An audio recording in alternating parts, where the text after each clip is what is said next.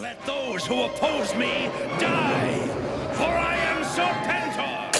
Before we get started here, we want to shout out everybody who's been loving our G.I. Joe videos lately. This one's for you.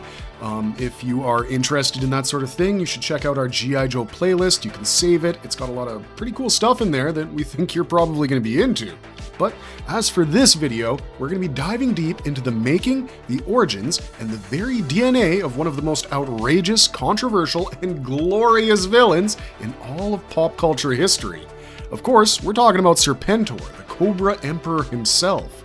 If you know your G.I. Joe lore, you probably know that Cobra Commander almost always ruled over Cobra. However, by 1986, Hasbro wanted a new supreme leader for Cobra, to push action figure sales. The real mind behind Serpentor's birth belonged to people like writers Buzz Dixon and Larry Hama, who wrote for Sunbow Cartoons and Marvel Comics, respectively. These are the guys who turned a corporate mandate into animated comic book magic. Dixon even envisioned Serpentor having an arrogant, highly cultured personality, which was a huge upgrade from Cobra Commander, who didn't have that sort of sophistication. Serpentor, however, matched his megalomania with his sophistication, but how exactly did he achieve this? Well, the idea behind Serpentor was kind of beautifully insane. Cobra needed a new leader after the repeated failures of the Cobra Commander, but they thought to themselves, why hire a new boss when you can genetically engineer the ultimate conqueror? So, Cobra bigwigs like Dr. Mindbender, and by extension, the brilliant minds in the writer's room, had Cobra raid the tombs of history's greatest military tacticians, people like Julius Caesar, Napoleon, Genghis Khan, Hannibal, etc., so that their DNA could be extracted. In fact, depending on whether you're reading the panels or watching the screen, they even got the genetic material of good guys like Sergeant Slaughter and Storm Shadow. And what the Cobra guys cooked up wasn't just a guy in a snake suit. This Cobra leader was a walking Frankenstein's monster of pure ambition and ruthless warfare, but without the fallacies of his predecessor. And that's why people like you and I absolutely love him. Serpentor brought a dramatic, theatrical flair to Cobra that completely changed the franchise's dynamic, giving us some of the most epic civil wars in G.I. Joe history. But how did this genetic cocktail actually come to life across the timelines and installments? What were the differences between his comic book birth and his cartoon awakening? And, most importantly, did the creator's master plan to replace Cobra Commander actually work, or did it unleash a monster that not even Cobra could control? Let's crack open the cloning vats and find out. Marvel's original origin, the Clone Emperor born in Springfield. In Marvel's A Real American Hero series, Serpentor debuts in issue 49, but his story continues into the next issue as well. The 49th issue, simply titled Serpentor, begins somewhere in the Middle East. We're guessing Egypt from the uniform of the cops who are after Destro and Dr. Mindbender, and of course, from the big-ass mummy that the two of them were trying to steal from the museum they were at.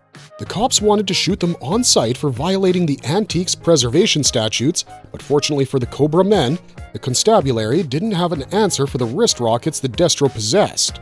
One explosion later, and everyone was down, but more were incoming, so the two of them had to make a quick getaway, and facilitating that was the Baroness. She had come in with a chopper to take them away, and with the successful theft of this mummy, Cobra had now gotten themselves the 10 greatest warriors of all time, or at least their remains. These were the remains of legends like Leonidas and Genghis Khan, and you might be wondering why go to all that trouble? That's a good question. Let's find out on Cobra Island, where Cobra Commander watches from a cliff as Dr. Mindbender, Destro, and the Baroness return successfully with the remains. He didn't think they could find the locations of these tombs which hadn't been touched for 1,000 years, but Dr. Mindbender had surprised him, and now he had the raw material to create a genetic reconstruction of the ultimate soldier. Yep, that had been the whole plan. To use the genetic material of all these great warriors and leaders from the past to create a super soldier-like being. However, reconstituting a living being from dead tissue was quite a task in itself, and melding the characteristics of 10 men into one is another quantum leap after that. So how could Dr. Mindbender possibly achieve a feat like that? Well, to pave the way for him, Cobra Commander was going to give Dr. Mindbender all of Dr. Venom's technology, including the brainwave scanner, and By the way, in these comics, Dr. Venom dies in the 19th issue. Later, at the Springfield Museum of Antiquities, we see all the remains being unloaded by Cobra troopers. Dr. Mindbender was antagonizing the men and telling them obvious stuff like to put the correct bodies in the saline protein tanks after matching the names of the bodies with those written on the tanks. I mean, Cobra troopers might not be as good as the Joes, but they're not that dumb, and the Baroness points this out, which is when Dr. Mindbender reminds her of the importance of the mission and how they could never be too careful. He also reveals that if the specimens weren't kept in the correct sequence, the brainwave scanner would dump its program. And just to clarify, Mindbender wasn't trying to bring anyone back from the dead. The objective was to use the bodies in the small tanks as blueprints. He would then use the genetic material to generate nerve tissue, and from that small scrap of data, his banks of megacomputers could extrapolate a working model for the brain. But Destro had another concern. I mean, he could accept cloning a brain from dead tissue, but what about memories? Surely the thoughts and dreams of these 10 dead men were gone forever. But Mindbender had an answer to that as well. He explains that memory is essentially data, and he could feed that in with a historical program. And anyways, it was what these minds did with the data that was important. The minds of these dead warriors were like the ultimate command programs that the brainwave scanner would analyze and join together into the main tank, thereby transforming a faceless simulacrum into a living amalgamation of 11 of the greatest warriors to ever live. Wait, did he just say 11? Luckily, the Baroness had this exact question, so Mindbender reveals that he thought it would be prudent to spice up the mixture with some fresh meat, so to speak, and the 11th body was not of an ancient warrior, but someone that the Baroness had recently shot. It belonged to Storm Shadow. Now Destro had one simple question. If the final product had all the physical skills of Storm Shadow and the military know-how of the greatest warriors of all time, what good would it be if he's not acquainted with modern technology and politics?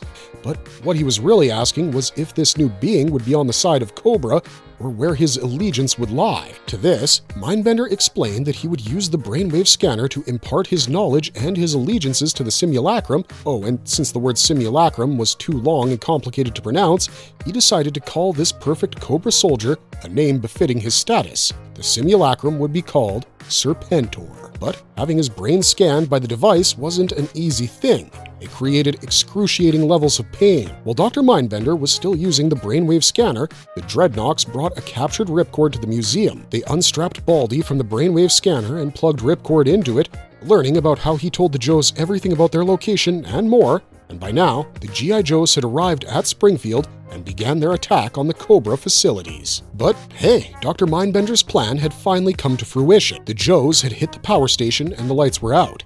Firefly surmised that they could be anywhere and everywhere, but out of the darkness came a voice speaking with an unshakable confidence. No, not yet.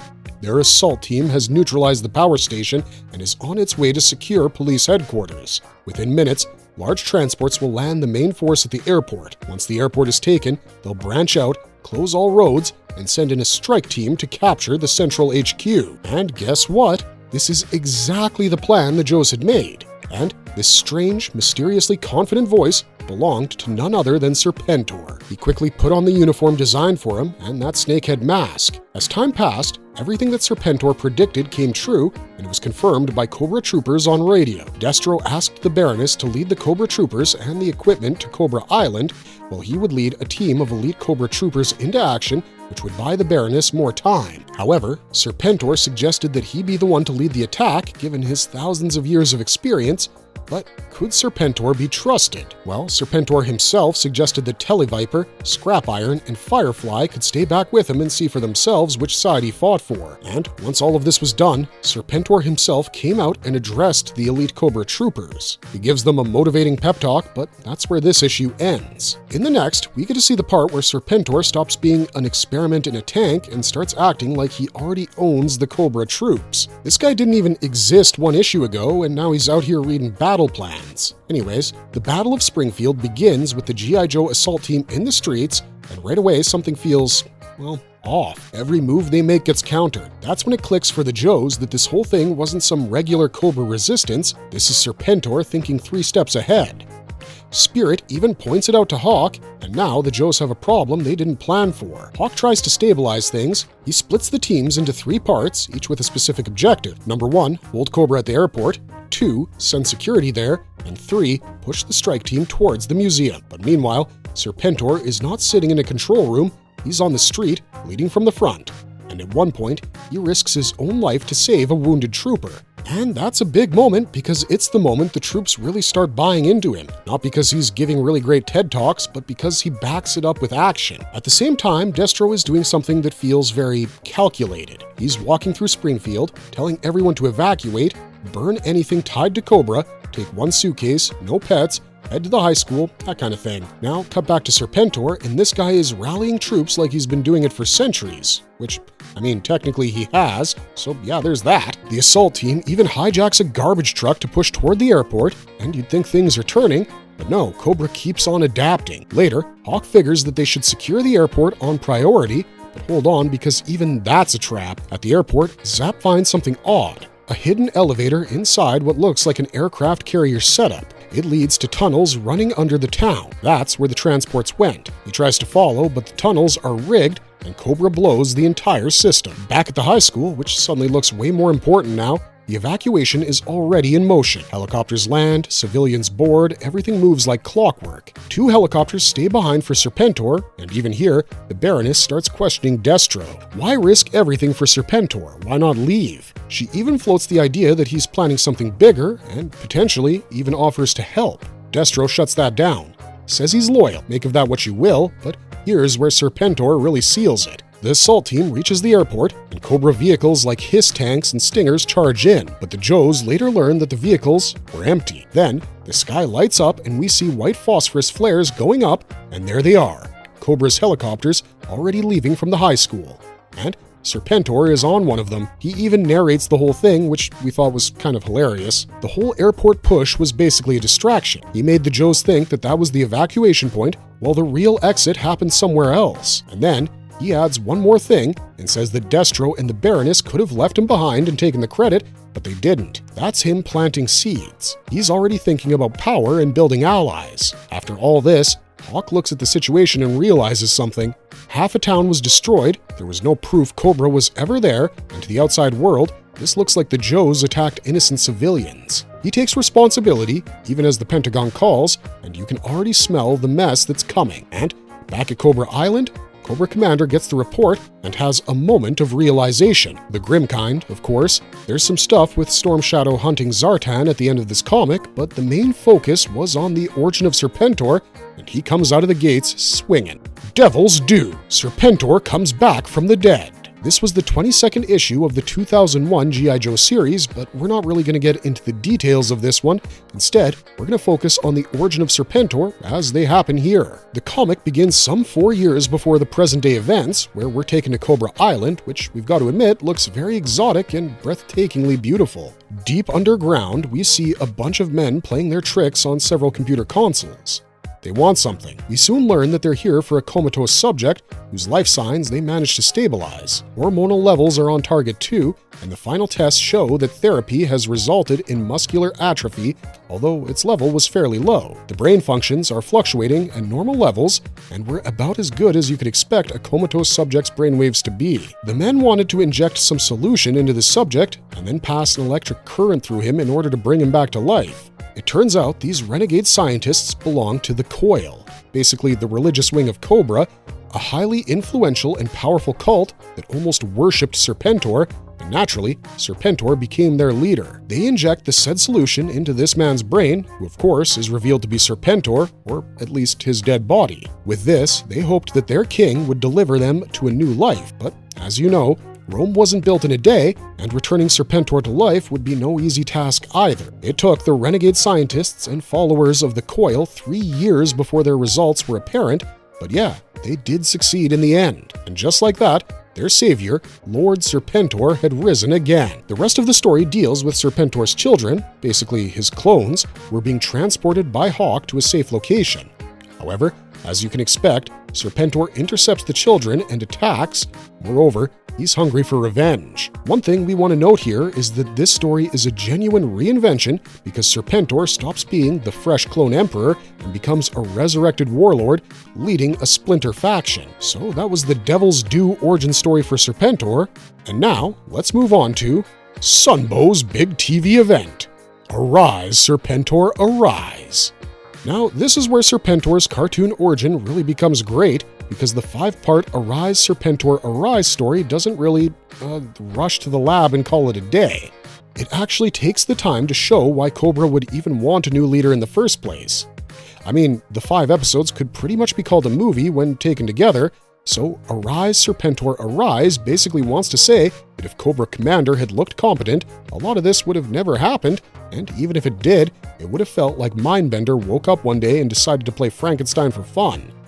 But that's not what happens here, not at all. The first episode opens up at G.I. Joe headquarters, and the Joes playing some games and taking some time off all the fighting. Some are playing softball, others are messing around at the range, Slipstream is off watching TV, Mainframe and Dial Tone are playing video games, you get the point. Hawk and Flint are more relaxed about it, their point is fair enough too. But meanwhile, Cobra sees this sudden softness in the Joe camp, and Cobra Commander decides it's the perfect time to strike. So, over at the St. Vitus Dance Academy, which is still a very funny place for Cobra to stage an operation, Scrap Iron finishes the last BAT unit, or Battle Android Trooper, and Cobra troopers then load the robots onto school buses, and the attack begins. This battle specifically isn't important for Serpentor, but it is what leads to his conception, or inception, or whatever you want to call it. Cobra has the advantage, the bats keep on advancing, and Cobra Commander is so pleased with himself that he ignores the Crimson Twins when they suggest holding some stuns in reserve. So, we know that this guy has the numbers, the momentum, and a solid plan, but somehow he still manages to fumble it because he can't resist overplaying his hand. Then comes Sergeant Slaughter, and he totally shifts the balance. I mean, the dude's got no chill. He hits the battlefield like a wrecking ball, tears into the bats with his bare hands, and drags the Joes' morale back to life. Cobra retreats, the Joes recover, and after the fight, Hawk tells Slaughter something that shows just how disappointed he was with the recent performance of the Joes in their hour of need. He feels that the Joes deserve to lose because they had become sloppy, so while G.I. Joe gets its wake-up call, Cobra gets something else entirely. A leadership crisis. Back at the Terrordrome, Cobra Commander blames the bats for the defeat because, of course he does. Mindbender finally snaps and tells him the bats worked perfectly fine, and Cobra would have won if Cobra Commander had used them properly. Cobra Commander responds by reminding him that his file says scientist and interrogator, not military strategist. That should have been the end of it, but of course it's not. Once Cobra Commander leaves, Mindbender tells Destro, Tomax, and Zammot that he has had a recurring dream, and that dream convinced him Cobra needs a new leader. And there it is, the true beginning of Serpentor. Now, what we like here is that Serpentor is not born out of loyalty to Cobra, he's born out of frustration with Cobra Commander. Mindbender has watched this man miss opportunities, waste victories, ignore extremely sound advice, and then blame everybody else in the room. So, the answer, to his mind, isn't reform, it's replacement. He gathers Destro, Tomax, Zammot, and 2 Cobra officers in secret and lays out the plan. He will take DNA from history's greatest conquerors and combine it into one perfect ruler, the Cobra Emperor. He names people like Genghis Khan, Napoleon, Ivan the Terrible, and Alexander the Great.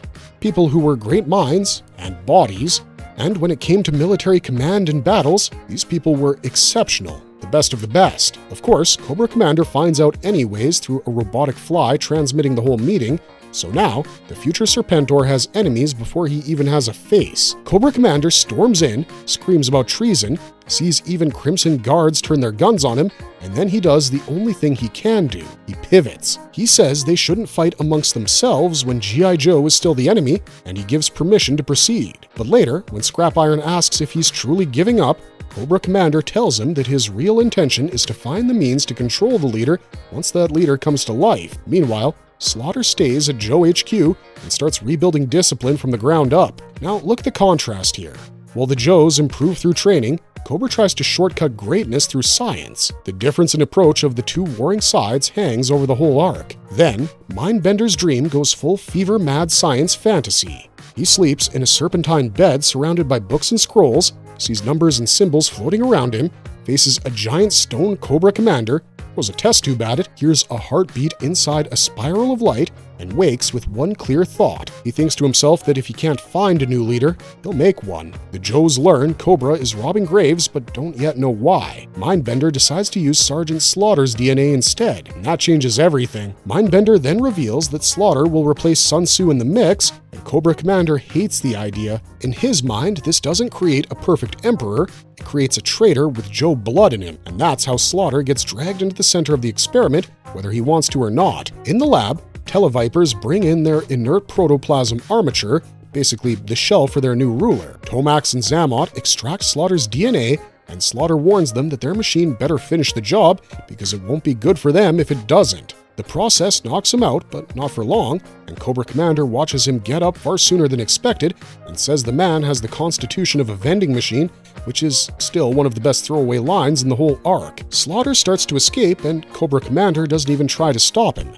In fact, he wants the situation to get worse because he has sabotage in mind. When the DNA mixture gets attached to the chamber, Cobra Commander slips a pink pill into Slaughter's DNA canister while everyone else is distracted. So, the first attempt to create Serpentor doesn't create Serpentor at all, it creates a drooling, violent creature that tears through the lab, attacks everybody, and escapes into Cobra Island. Cobra Commander locks the others inside and leaves them to deal with it. That tells you everything you need to know about his priorities. Mindbender quickly realizes somebody contaminated the DNA, and soon, Scrap Iron sells Cobra Commander's secret for 1 million gold serpentines. Meanwhile, Slaughter escapes, runs into the mutant in the jungle, fights it, snaps its neck, and watches the body melt away. So, the first false birth of Serpentor literally dissolves in his hands. This is actually such a great story beat because it proves Mindbender can build power but can't yet control it. Then comes the second attempt, Slaughter gets captured again, more DNA is extracted,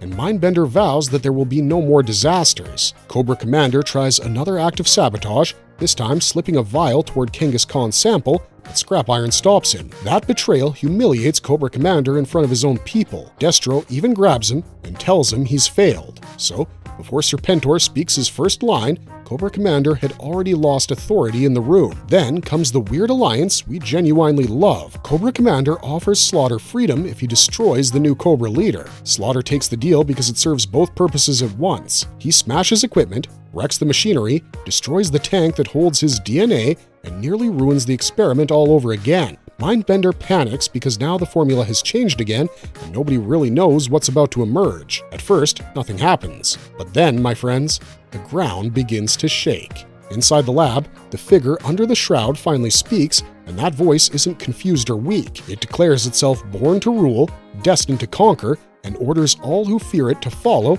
and all who oppose it to die. That's the payoff. After all the sabotage, grave robbery, infighting, and bad science, Serpentor is finally here. And the 5th episode proves Mindbender didn't build a placeholder, he built a ruler. Serpentor throws Slaughter across the room, gains instant salutes from Cobra's inner circle, knocks Cobra Commander down when he suggests a figurehead arrangement, and declares that he commands and they obey. Destro even notes that without Sun Tzu's patience, Serpentor is impulsive, which turns out to be both his strength and his flaw. He leads from the front, refuses help in battle, and acts like worship is the natural response to his presence. Then comes the final proof of how dangerous this creation is. The second Cobra gets behind him, Serpentor orders an immediate invasion of Washington, D.C., and that's where this arc comes to a close. We gotta say, this is one of the most thrilling origin stories for Serpentor, but let's move on to the next, yeah?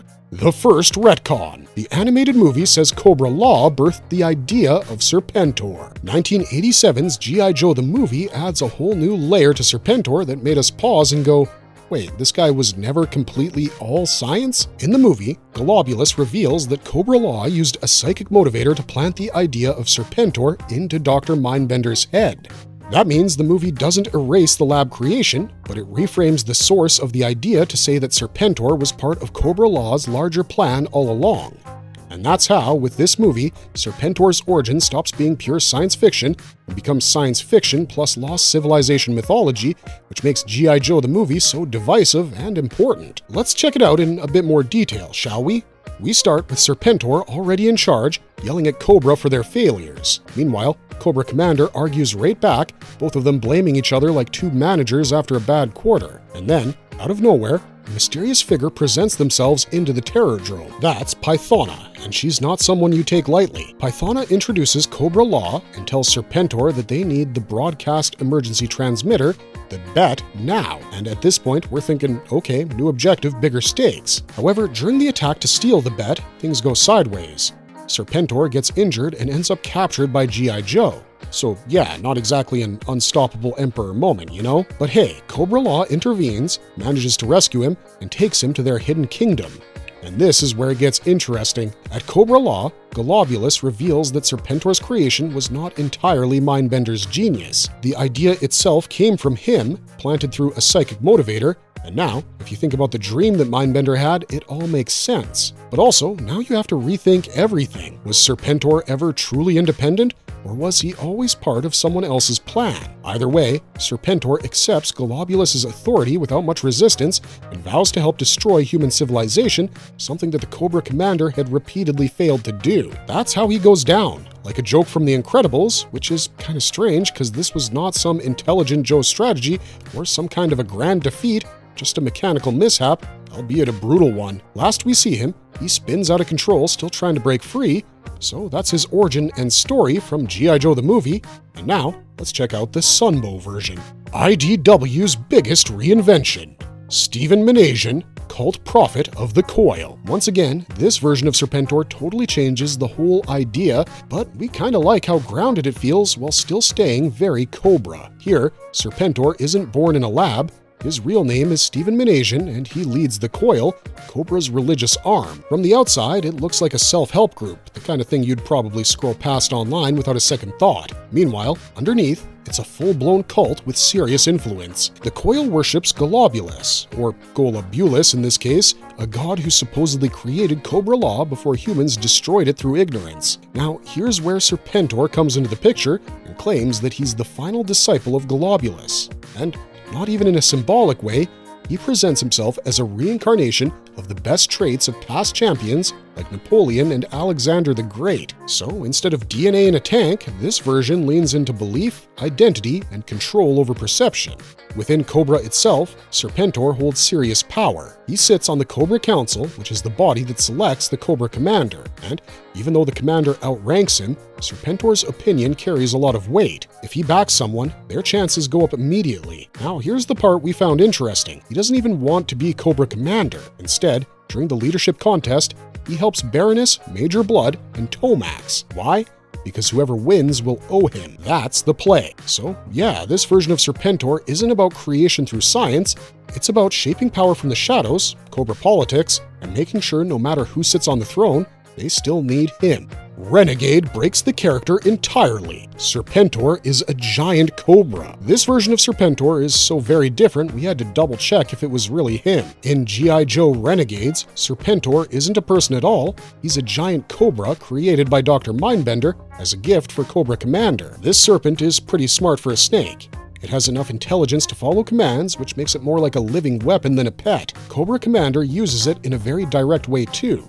If someone angers him, Serpentor can swallow them whole, and if he feels generous, it can even spit them back out on cue. Bonus Deep Cut. The Serpent O.R. Detour. This one goes completely off the rails in the best way, because here, Serpentor starts as a weapon and somehow ends up questioning what it even means to exist. Oh, and this one's from a G.I. Joe and Transformers crossover event, so it's pretty damn awesome already. The Serpent O.R., short for Serpent Organic Robot, comes from a rogue US military project. They use captured Decepticon tech, even Megatron's remains, and mix that with the strategic knowledge of history's greatest warriors. Their goal is simply to build the ultimate weapon: bulletproof body, metal tentacles for combat or control, and a mind wired for war. The idea sounds perfect, but it doesn't stay that way.